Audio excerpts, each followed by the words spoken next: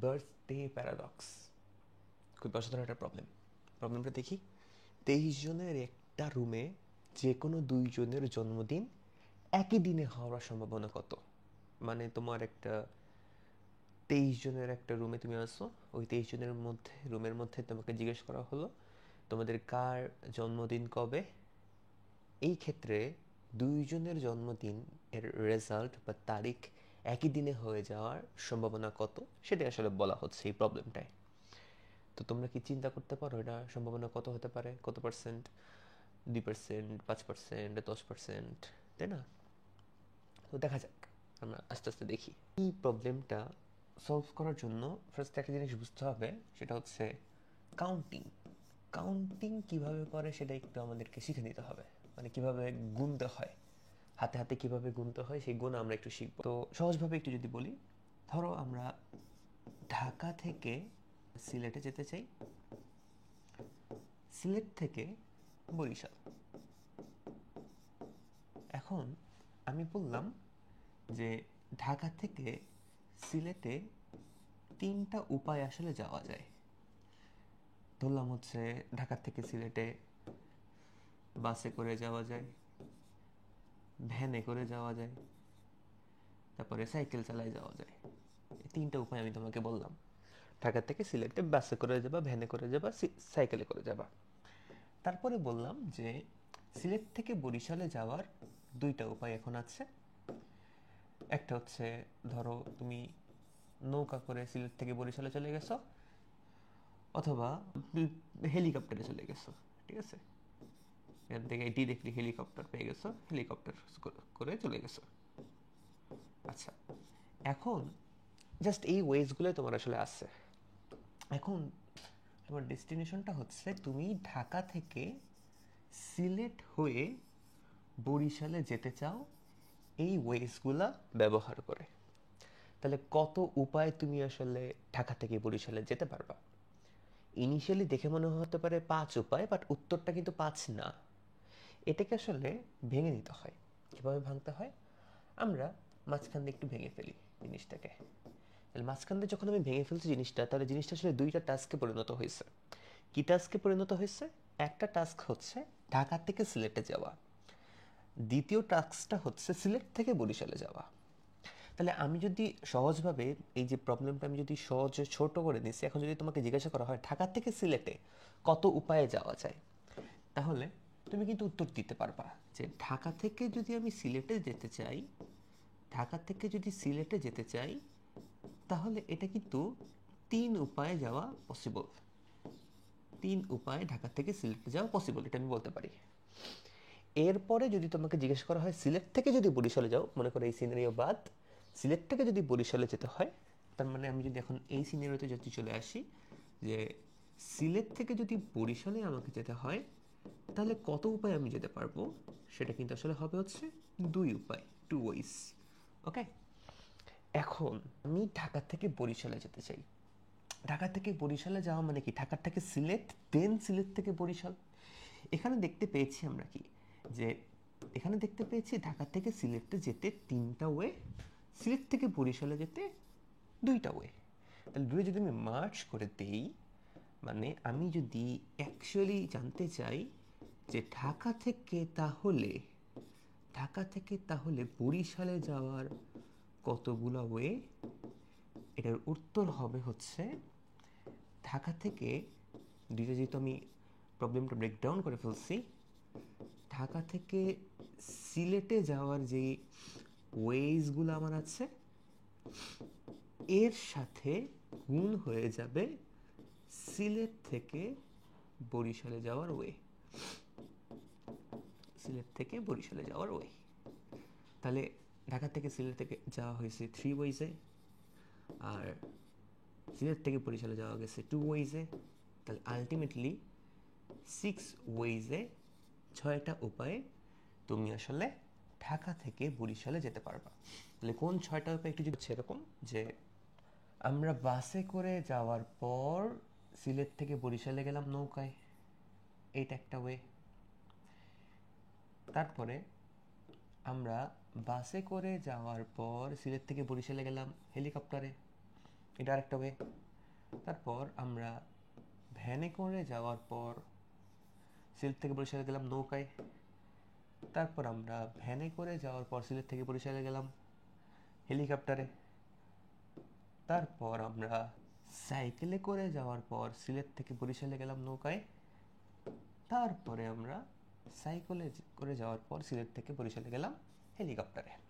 তাহলে এইভাবে টোটাল 6টা উপায় আছে ঢাকা থেকে সিলেট হয়ে বরিশালে যাওয়ার। এইখানে আমরা কি করলাম, এই পাশের যেই আসলে ওয়েজ আছে, এই পাশের যেই আসলে ওয়েজ আছে, এরা আসলে দুইটা পরস্পর ইন্ডিপেন্ডেন্ট, কিন্তু যখন পুরোটা এক কাজ হিসেবে চিন্তা করা হচ্ছে, এই কাজের সাথে এই কাজ আমাদের পুরোপুরি ডিপেন্ডেন্ট। তো যখন এরকম নির্ভরশীল কাজ থাকে তখন আসলে বুঝবো যে ওদের যে ওয়েজগুলো আসলে আছে এটাকে গুণ করতে হয়। এটাকে বলা হয় গণনার গুণন বিধি। এটা বুঝলাম। এটা বোঝার পর আরেকটা টপিক বোঝা লাগবে, সেটা হচ্ছে প্রবাবিলিটি। একটা ফর্মুলা আছে, অনুকূল ঘটনা ডিভাইডেড বাই সম্ভাব্য ঘটনা, ডিভাইডেড বাই সম্ভাব্য ঘটনা। ওকে, জিনিসটা আরো যদি সহজভাবে বলি, সেটা হচ্ছে মোট সম্ভাব্য ঘটনা উপরে যাবে হচ্ছে যা চাই আর কি, যা চাই আমরা, মূলত হচ্ছে এটা মোট সম্ভাব্য ঘটনা নিচে যাবে, ওর উপরে যাচ্ছে হচ্ছে আমরা যা চাই। ওকে, তাহলে আমরা প্রবলেমটা চলে যাই। 23 জনের একটা রুমে যে কোনো 2 জনের জন্মদিন একই দিনে হওয়ার সম্ভাবনা কত? আচ্ছা, তো এইটা আমরা একটু উল্টাভাবে করব। উল্টাভাবে করার অর্থ কি? উল্টাভাবে করার অর্থ হচ্ছে আমরা ধরে নিব যে প্রথমে বলে দিচ্ছি 23 জনের বার্থডেটি আসলে আলাদা। 23 জনের ডিফারেন্ট অ্যান্সার সে দিবে। 23 জন ডিফারেন্ট তার জন্মদিন বলবে। ধরো আমরা 23 জনের একটা রুম আছে, সেই 23 জনের রুমে প্রথম জনের কাছে আসলে গেলাম, ফার্স্ট পার্সনের কাছে আমরা গেলাম। ফার্স্ট পার্সনের কাছে গেলে ওর কাছে কতগুলো অপশন আছে দিন চুজ করার। ওর কাছে দিন চুজ করার অপশন আছে কিন্তু 365 দিনের মধ্যে যে কোনো একটা দিন। তার মানে 365 অপশনস তার কাছে আছে প্রথম জনের জন্য। প্রথম জনের কাছে যাওয়ার পর যখন দ্বিতীয় জনের কাছে যাওয়া হচ্ছে, তার কাছে কতগুলো অপশন আসলে আছে। যেহেতু প্রত্যেকের বার্থডে আলাদা আমরা বলে দিছি, প্রথম পার্সন তো ফার্স্টে যে কোনো 365 দিনের মধ্যে যে কোনো একটা দিন পিক করছে। যখন যে কোনো একটা দিন পিক করে ফেলছে, ধরলাম আমরা হচ্ছে 18 জানুয়ারি পিক করছে। এখন দ্বিতীয় জন এসে তো সেই 18 জানুয়ারি পিক করতে পারবে না। পিক করলে তো আসলে কি হয়ে যাবে, দুজনের বার্থডে একই হয়ে যাবে। তাহলে দ্বিতীয় জনে কিন্তু আসলে একটা কেস কমে যাচ্ছে, একটা দিন কমে যাচ্ছে, সেটা কিন্তু 364 দিনের চলে যাচ্ছে। মানে 364টা অপশন তার কাছে আসলে আছে দ্বিতীয় পার্সনের কাছে বার্থডে চুজ করার। দ্বিতীয় পার্সন যাওয়ার পর আমরা যখন তৃতীয় পার্সনের কাছে যাব, থার্ড পার্সনের কাছে যখন আমরা যাব, তখন আমরা কি দেখবো, যে ধরো প্রথম পার্সন 18 জানুয়ারি ধরছে, দ্বিতীয় পার্সন ধরো হচ্ছে 5ই ফেব্রুয়ারি ধরছে, তৃতীয় পার্সন এসে এই দুইটা যে কোনো একটা কিন্তু নিতে পারবে না, নিলে কিন্তু আলাদা হবে না। তাহলে তার কাছে কিন্তু আরো অপশন দুইটা কমে 363টা দিন আসলে থাকলো। ঠিক আছে, এইটা যদি আমরা 23তম মানুষের কাছে এসে পৌঁছাই, 23তম মানুষের কাছে এসে পৌঁছাই, এভাবে করে এক এক করে কমতে দাঁড়াবে 343টা অপশনে। নিজের একটু চিন্তা ভাবনা করে এটা দেখে নিও। তাহলে এখন আমরা প্রবাবিলিটিতে আসি, যে প্রবাবিলিটি অফ আলাদা, মানে বার্থডেট আলাদা আলাদা থাকবে, এই জনের বার্থডেট আলাদা আলাদা থাকবে, এটার সম্ভাবনা কত, এটা আমরা বের করছি। এটা যদি আমি বের করতে চাই, কিভাবে বের করতে পারবো?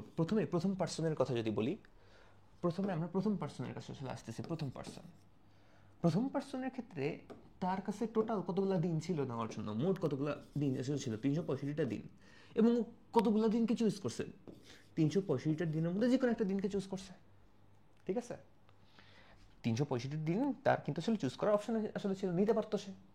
আচ্ছা, এখন যদি আমি প্রথম পার্সনের কাছে যাওয়ার পর সেকেন্ড পার্সনের কাছে যাই, ওর জন্য আসলে কি সম্ভাবনা থাকবে? ওর জন্য প্রবাবিলিটি হচ্ছে টোটাল আসলে ছিল 365টা দিন, এবং ও যা চায়, কি চায়, ও 364টা দিন চায়। 364টা দিনের মধ্যে যে কোনো একটা দিন চায়, তো 364টা দিন, 364টা অপশন তার কাছে আসলে আছে। এরপরে যখন তৃতীয় পার্সনের কাছে গেছে, তখন কি, তখন আসলে কি 365টা দিন তো টোটাল ছিলই। তৃতীয় পার্সনের কাছে আসার পর তৃতীয় পার্সন আসলে বলবে কি, ও কতগুলা দিন চাওয়ার সম্ভাবনা আসলে আছে, 363টা।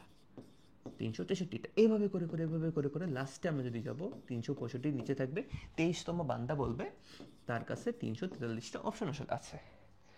এবং এই জিনিসটা আমরা কিন্তু করতে করতে করতে করতে যে লাস্ট পর্যন্ত যখন নামতেছি, প্রত্যেকটা স্টেপ কিন্তু একটার সাথে একটা কানেক্টেড। আর একটু আগে আমরা শিখলাম যখন একটা স্টেপ আর একটা স্টেপের সাথে কানেক্টেড থাকে তখন গণনার গুণনবিধি আসলে কাজে দেয়। এগুলো কিন্তু সব কিন্তু গুণাকারে আসলে আছে, সব কিন্তু গুণাকারে আছে। তাহলে এই জিনিসটা যদি ক্যালকুলেশন করা হয় 0.4927 এই মান তুমি পাবা। তাহলে এই মান পাইলা কি আলাদা আলাদা হওয়ার সম্ভাবনা, তাই না? বাট আমরা চাচ্ছি কি একই হওয়ার সম্ভাবনা। তাহলে আমি তোমাকে বললাম যে 10টা বল আমার কাছে আছে। 10টা বলের মধ্যে আমি বললাম 10টা বলের মধ্যে আমার কাছে লাল বল আর সাদা বল আছে। 10টা বলের মধ্যে আমি বললাম 10টা বল আমার একটা বস্তার মধ্যে আসলে আছে। আমি বললাম 10টা বলের মধ্যে লাল বল আর সাদা বল আছে। আমি তোমাকে বললাম যে সাদা বল আছে 3টা, তাহলে বলো তো লাল বল আছে কয়টা? তুমি কিন্তু বলে ফেলতে পারবা 7টা, রাইট? তাহলে এই বিষয়টা কি? বিষয়টা হচ্ছে তুমি যখন একটা জিনিস জেনে যাচ্ছ তার অপোজিট জিনিসটা কিন্তু অটোমেটিক তুমি পেয়ে যাবা যদি টোটাল জিনিসটা তোমার জানা থাকে। আর যে কোনো কিছুর টোটাল সম্ভাবনা হয় হচ্ছে 1, পুরো ঘটনার টোটাল সম্ভাবনা হয় হচ্ছে আমাদের 1। তাহলে তাহলে আমরা আসলে এই জিনিসটা আসলে বলতে পারি কি জিনিসটা, যে যদি একই হয়ে যায় এটার সম্ভাবনা, আর যদি আলাদা আলাদা থাকে তার সম্ভাবনা, দুইটা একটা আরেকটার কি বিপরীত, ঠিক আছে? মানে দুইটা একটা বিপরীত, এটা যদি যোগ আকারে থাকে তাহলে টোটাল সম্ভাবনা পাওয়া যাবে সেটা হচ্ছে 1। তার মানে আমি যদি এখন চাই কি, আমি যদি এখন চাই হচ্ছে প্রবাবিলিটি অফ একই, মানে দুইজনের বার্থ ডেট একই হয়ে যাওয়ার সম্ভাবনা, এটা হবে 1 মাইনাস প্রবাবিলিটি অফ আলাদা। তাহলে এই জায়গা থেকে তুমি পাবে 5073। এর যদি পার্সেন্টেজে নেওয়া হয়, পার্সেন্টেজে নিলে আসবে কত? 50.73%। এটার অর্থ 23 জনের একটা রুমে যে কোনো দুইজনের বার্থ ডেট সেম হয়ে যাওয়ার সম্ভাবনা হলো, প্রবাবিলিটি হলো 50.73%। সহজ ভাষায় যদি বলি 50%, তাহলে 50% সম্ভাবনা থাকে 23 জনের একটা রুমে যে কোনো দুইজনের বার্থ ডেট সেম হয়ে যাওয়ার।